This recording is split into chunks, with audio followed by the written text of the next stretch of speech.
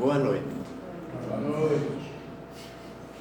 Prezados irmãos, queridas irmãs em Deus, que a paz de Jesus esteja entre nós. Que os bons espíritos nos envolvam num clima de paz, entendimento e ajude-me a tornar-me bem claro e compreendido por todos. Progresso do espírito, evolução espiritual é o tema que vamos conversar. Qual a ideia? Por que falar esse tema? Trazer um consolo, uma esperança para nós. Que amanhã é melhor que hoje. Cada vez melhor. Evolução espiritual, progresso do espírito. O princípio inteligente, o espírito, independe da matéria. A alma é individual. A alma pré-existe e sobrevive ao corpo, isto é, vive antes de nascer aqui no mundo, no corpo de carne, e sobrevive após a morte do corpo. O ponto de partida, ou de origem, é o mesmo para todas as almas, sem exceção. Todos são criados iguais, simples, sem nada saber. Da maneira que Deus criou a um, criou a outro. Nada de privilégio na criação divina.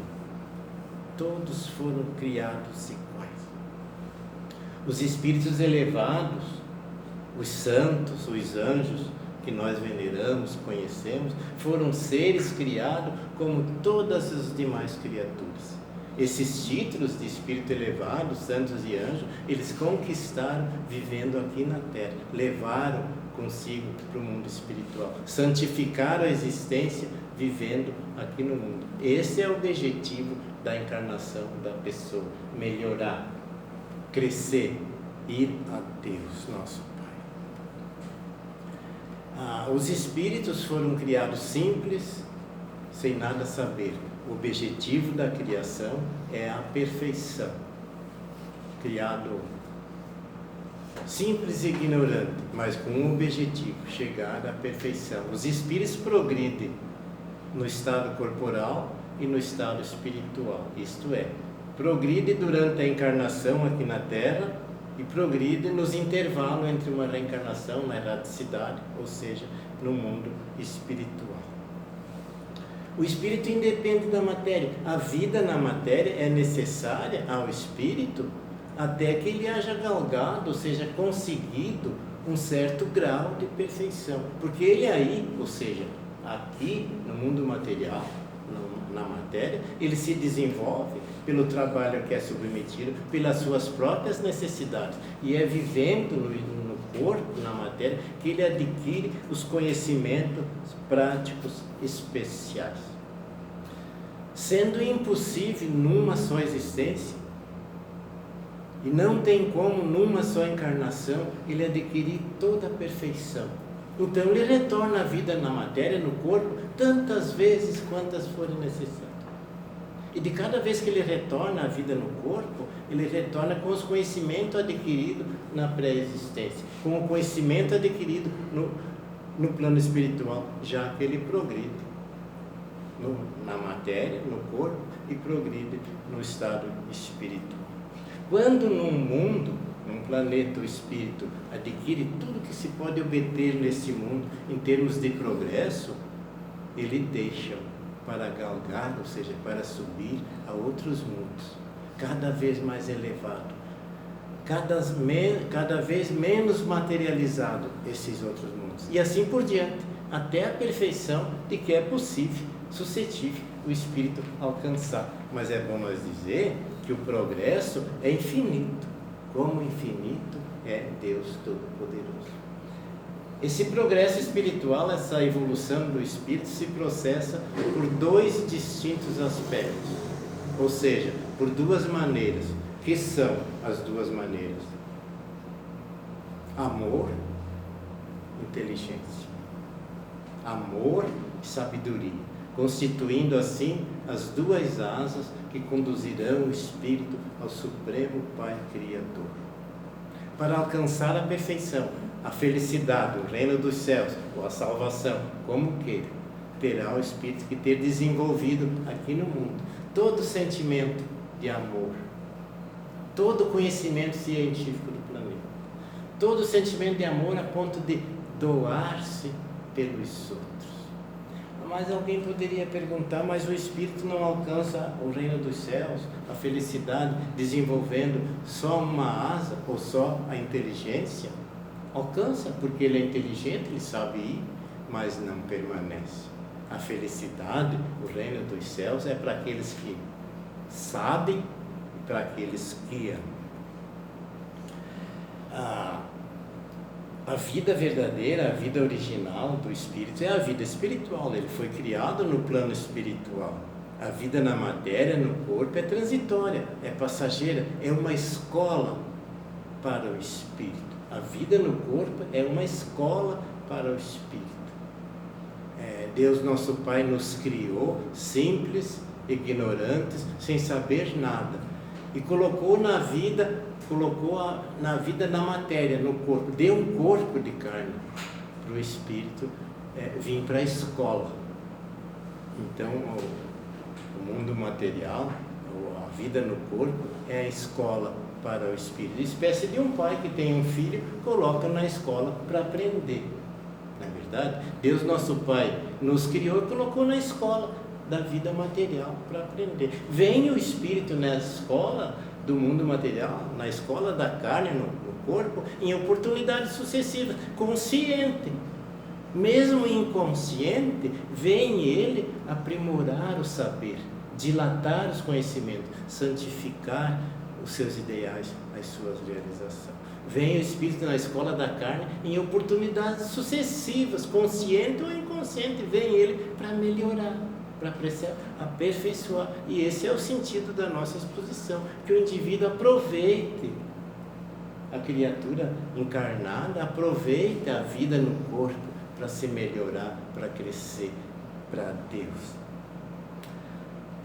Sendo assim, o esforço é que vale.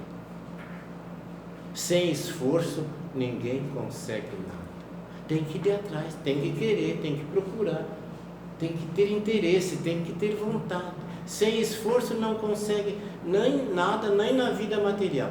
Se tu quer ser alguém na vida, ter um bom emprego, um bom salário, tem que nascer, já vai para a creche, né? Estudar 25, 30 anos para depois começar a usufruir do esforço. Na vida material tu precisa se esforçar para adquirir alguma coisa. Uma vida espiritual também. Sem esforço não consegue nada. Porque de acordo com o esforço que cada criatura, cada individualidade realiza no sentido de cada um destes dois aspectos, ou seja, do amor e da sabedoria, assim se faz o seu progresso. Eis porque vemos aprimoradas inteligências sem a nobreza do sentimento, ou vice-versa. Vemos pessoas dotadas de amor que, no entanto, não são intelectuais. Na verdade, cada um de nós está limitado. Estamos limitados ao degrau do estágio evolutivo que nos é próprio.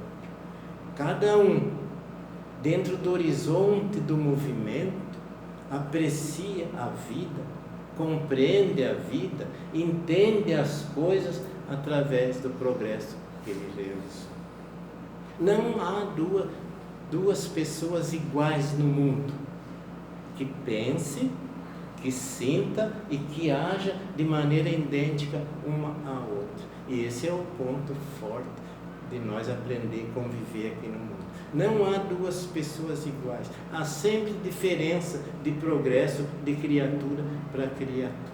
Cada um está limitado ao degrau evolutivo que lhe é próprio. Dentro do horizonte do movimento, ele compreende, entende os outros, aceita os outros como os outros são. Se nós simbolizássemos o progresso espiritual a uma enorme escala, por exemplo, não deu certo, péssimo desenho, mas tá,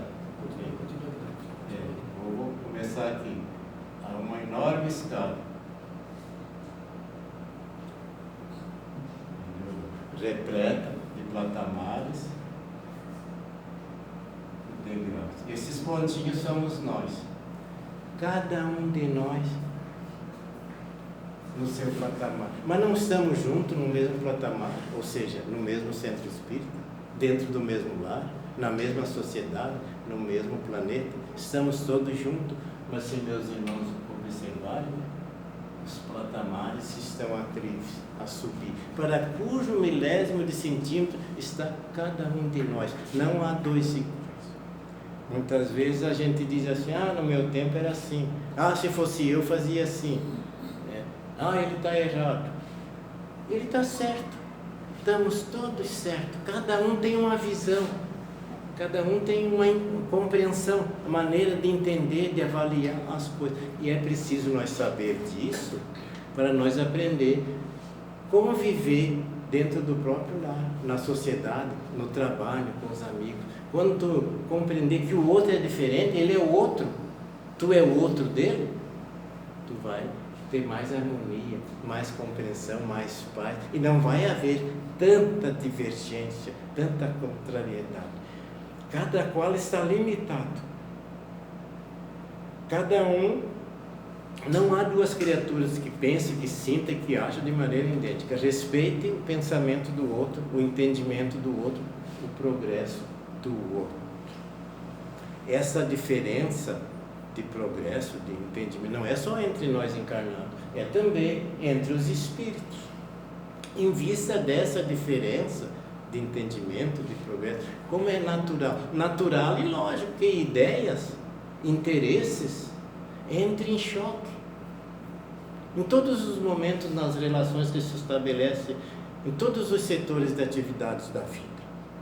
Cada um no ambiente em que vive, em que trabalha, em que transita, em que se movimenta, em que mora, recebe de todos os lados, todos os momentos, as mais variadas influências. Nós vivemos num mundo de influências. Influenciamos o meio que vivemos e recebemos influência do meio que vivemos. Influência da família, da sociedade, da rua, do próprio ar, da lua, do sol, das estrelas, influência dos espíritos. Nós vivemos num mundo de influência. A cada influência recebida, o indivíduo reage de acordo com o padrão do progresso realizado. Aceita ou rejeita, dependendo aquilo que eu aceito, para ele nem falar. Aquilo que é novidade para mim, que estou aprendendo hoje, ele já sabia 50 anos atrás. Há sempre diferença, e há sempre diferença da maneira de entender e aceitar as coisas.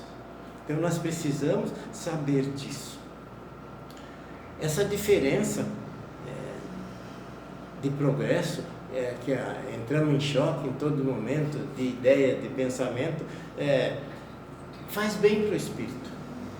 Desse entre-choque, dessa diferença de progresso, desse mundão de coisas que acontecem na tua vida, faz bem, é bom para o espírito. É a escola, o espírito está na escola, são as lições da vida.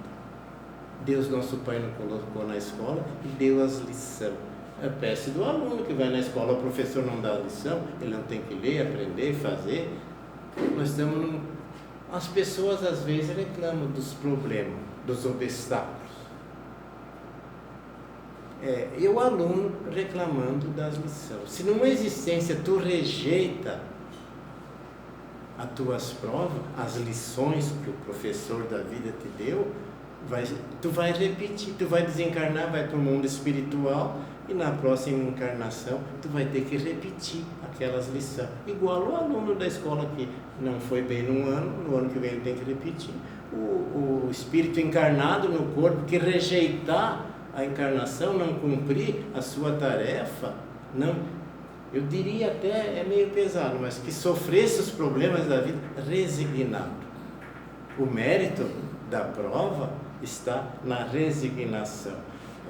Vai o espírito por força desse mundão de coisas que acontecem na vida, os obstáculos da vida, as decepções, as enfermidades, o desemprego, a miséria, enfim, esse mundão de coisas que acontecem na vida, vai o espírito enfrentando esses obstáculos que o caminho da vida lhe reserva para ascender, ou seja, para subir mais um degrau na sua escalada evolutiva.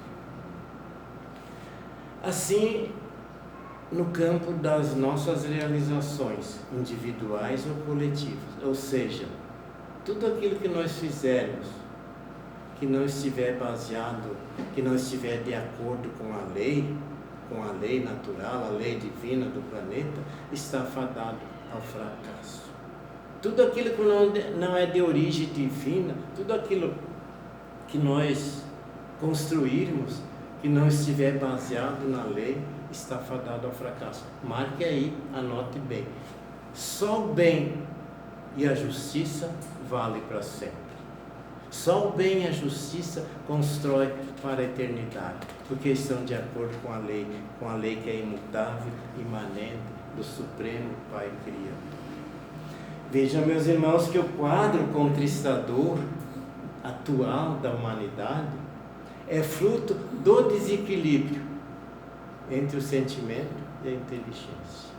Que quadro contristador é esse? Esse quadro de tristeza vivido, presenciado pela humanidade da Terra na atualidade. Que quadro contristador? Das drogas, dos crimes, dos sequestros, das epidemias, das guerras, da fome, da miséria, enfim, esse quadro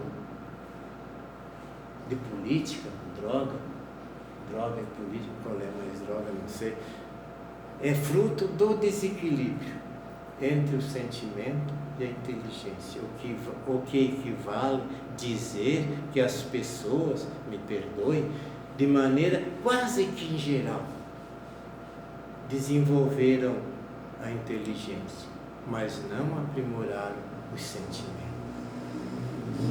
Tem uma impressão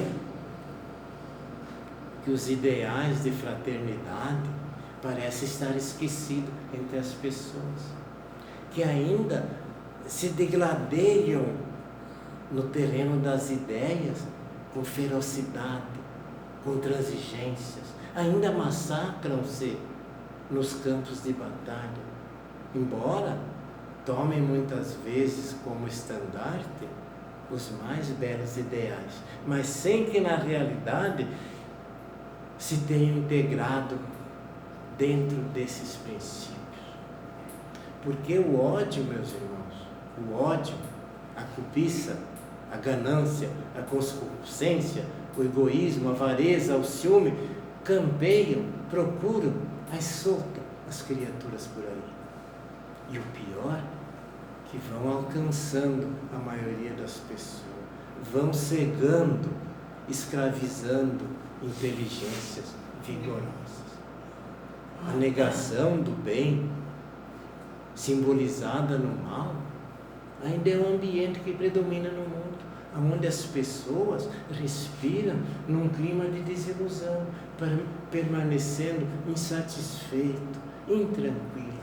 Mas vejam, meus irmãos, que essas pessoas que ficam intranquilas também ficam apegando-se, agarrando-se a tudo aquilo que sem dele exige um esforço de íntima reforma. E se apresentam como que revestidos de um rótulo, como que a infabilidade para a cura dos seus males. Não existe a infabilidade para a cura dos seus males. Está na terra, está na escola, está no mundo da matéria, ganhou um corpo de carne gratuito. Deus, nosso Pai, te deu, não comprou, para tu melhorar, para tu crescer, para tu aprender as leis da terra. Não existe, todos são passíveis de melhora. Todos nós temos o dever, no nosso programa reencarnatório, está na frente de todos os compromissos, o compromisso com a lei, a melhora, o crescimento da criatura. É claro que o progresso que o homem realizou e vem realizando no terreno da ciência, fruto da sua inteligência e observação, é algo vertiginoso, é algo fantástico. O progresso científico deu um salto enorme, porque o homem, dia a dia, todos os dias, surgem descobertas, inovações, em todos os setores de atividades da vida material. O homem, por exemplo, fabricou a máquina, Imagine máquinas, imagine as máquinas. Guindaste capaz de erguer um prédio inteiro. Robôs capazes de trabalhar na profundeza do oceano. Computadores armazenando todo o memorial humano. Que bom! Imagine as máquinas. E com a máquina fabricada, construída pelo homem, ele realiza trabalho admirável. Produz bens em escala crescente. Traz fartura, comodidade. Satisfaz as necessidades da matéria perecível. Só que mesmo assim, ainda há muita fome por aí. Muita fome por aí. Muita falta de abrigo decente para uma grande massa da humanidade, trazendo inquietude, insatisfação, gerando ódio, gerando luta de todas as espécies. Os meios de se comunicar têm sido cada vez mais rápidos e eficientes. Imagine os meios de comunicação, possibilitando aos povos de todos os quadrantes do globo permutarem bens, difundirem ideias. Contudo, as divergências têm sido cada vez mais duras e chocantes, porque sufocam os ideais fraternos entre os homens. No campo da medicina, grandes descobertas, auxiliadas pelo progresso de outros setores de atividades da vida, possibilitaram ao homem produzir medicamentos de toda a natureza, racionalizar métodos de tratamento para combater as mais variadas doenças. Que bom, é muito bom tudo isto. Só que quase nada tem contribuído tudo isso para aliviar ou curar as nossas chagas morais. É claro que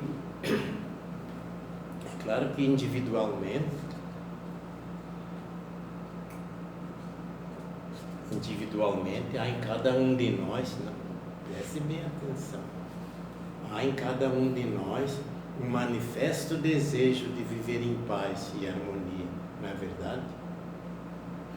Mas, infelizmente, meus irmãos, hão de convir que esse manifesto desejo de viver em paz e em harmonia, em nós que eu digo é eu, a humanidade lá fora, salvo o presente, claro. Esse manifesto desejo de viver em paz e em harmonia é até o momento que alguém não pisar no meu calo. Pisa no meu calo para tu ver. Eu quero viver em paz e em harmonia, mas não me olhe de atravessado. Não levo desaforo para casa. Eu quero viver em paz e em harmonia, mas faço uma guerra dentro de casa, com os familiares, com o pai, com a mãe, com os filhos. Então, de que paz tu me falas? De que paz que tu espera? A paz do mundo inteiro depende de ti. Só de ti. A paz do mundo inteiro não vai cair do céu. Não é Deus que vai jogar pronta.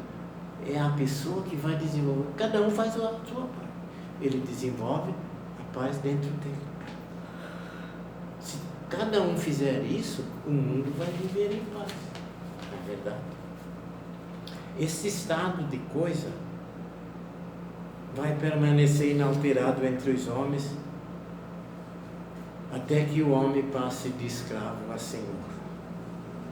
Esse estado de coisa é o mundo de prova e expiação. Porque o homem, na verdade, não sabe ou não quer edificar os seus sentimentos em base de fraternidade legítima. Permanece cego, escravizando-se ao mesmo tempo que ora são seus legítimos senhores.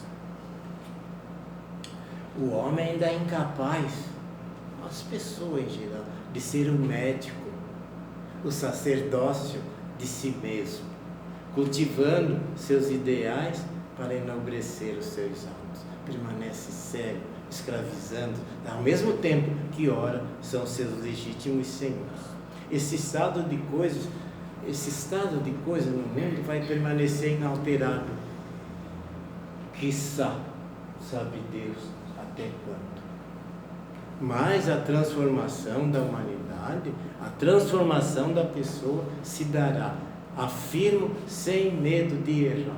Principalmente quando a pessoa oprimida, obrigada pelas dores, desenganos do mundo, sentir a necessidade de trazer para a sua esfera íntima, para dentro de si, os ensinamentos de nosso Senhor Jesus Cristo, vividos, exemplificados na Galileia há 2023 anos. Os ensinamentos de nosso Senhor Jesus Cristo vão acordar a humanidade para a realidade da vida, vão despertar no homem o sincero desejo da libertação, vão fazer com que o bem, a justiça sejam nossos ideais de todas as horas. Os ensinamentos do Senhor vão fazer vibrar em nós as fibras mais íntimas do nosso coração, vão convocar-nos à renovação, ao crescimento, a melhor, mas a renovação em espírito e verdade, vão fazer-nos sentir a necessidade de amar, dando, doando, sem a ideia da retribuição, servindo mais do que exigindo, compreendendo os outros, mesmo que não sejamos compreendidos, querendo para o outro, para o próximo, aquilo tudo que quereríamos em igual circunstância fosse feito para nós. Vão fazer nós esquecermos as ofensas, vão fazer nós orarmos por aquele que nos persegue, por aqueles que nos caluniam, vão fazer nós amar a Deus sobre todas as coisas, amar o próximo como a si mesmo. Há uma certa esperança, porque a humanidade, na verdade, já deu, do princípio até agora, deu um passo grande no sentido da evolução. No quadro contristador atual do aqui e agora, ficamos decepcionados diante da situação, principalmente das guerras, não é verdade? Mas se nós regressarmos ao passado, vemos que o homem já deu um certo passo, porque no passado as coisas eram muito pior, muito mais difícil, era 100 vezes mais difícil que agora. Quando uma aldeia, uma população começava a crescer, florescer, desenvolver, logo desaparecia. Se não fosse pelo massacre, pelo gladio dos conquistadores, sem entranhas. Então, as populações estacionavam sobre as ondas das pestes mortíferas, desconhecidas e não atacadas. Na antiguidade era terrível, uma população não desenvolvia, não crescia, porque os saqueadores, os gladiadores, chegavam, assassinavam a população inteira, levavam todos os seus pertences. Senão as epidemias aniquilavam o sarampo, a varíola, a febre amarela, a tuberculose, aniquilavam a população. Hoje ainda, as nossas coletividades humanas sofrem o assédio da espada homicida. Chuvas de bombas ainda são arremessadas contra as populações indefesas, mas pelo menos as epidemias da época foram controladas. A AIDS, o câncer, experimento, combate sem trégua. E quando surge uma nova epidemia, logo a ciência combate. Só que existe, não é para assustar, para nós nos precaver, uma grande ameaça ao domicílio terrestre. Meu Deus, que é essa ameaça? O desequilíbrio, a desarmonia, a profunda desarmonia generalizada, as moléstias da alma. Estas se ingerem sutilmente nas criaturas, solapando as instabilidades. Dá a impressão, a ideia é que nossos caminhos nem parecem percorridos por seres conscientes, mas se assemelham a longas veredas, ao longo das quais tripudiam duendes e doentes, alucinados. Isso é como fruto das eras sombrias, caracterizada pela opressão e recíproca maldade em que vivemos no mundo, odiando-nos uns aos outros. A mensagem era: amai-vos uns aos outros. Vemos a terra convertida em campo de quase intérminas hostilidade, provocações. A humanidade abeira-se desse abismo que nosso olhar conturbado não nos deixa perceber. Meus irmãos, as moléstias da alma, o egoísmo, o orgulho, o ciúme, a avareza, a ganância, essas se ingerem nas criaturas e não são combatidas. Precisamos combater. Desde quando nós fizemos e desfazemos, terminamos e recomeçamos a viagem reparadora e regressamos perplexos para o reinício? Somos no palco da crosta planetária os mesmos atores do drama evolutivo. Cada milênio é um ato breve, cada século é um cenário veloz. Quantas vezes já utilizamos corpos sagrados aqui na Terra? Quantas reencarnações? E perdemos o ensejo santificante da nossa existência. Recurso nós temos de sobra. O que fizemos nós dos ensinos de Jesus? Esquecemos? Esquecemos os cegos de Jericó, os paralíticos de Jerusalém, as crianças do Tiberiade, os pescadores de Cafarnaum, para afagar as testas coroadas dos príncipes triunfadores, mesmo sabendo que os vencedores da terra não conseguem fugir à peregrinação ao sepulcro. Tornou-se a ideia do reino de Deus, da salvação, já vou terminar, da salvação, para uma grande maioria, fantasia de ingênuos.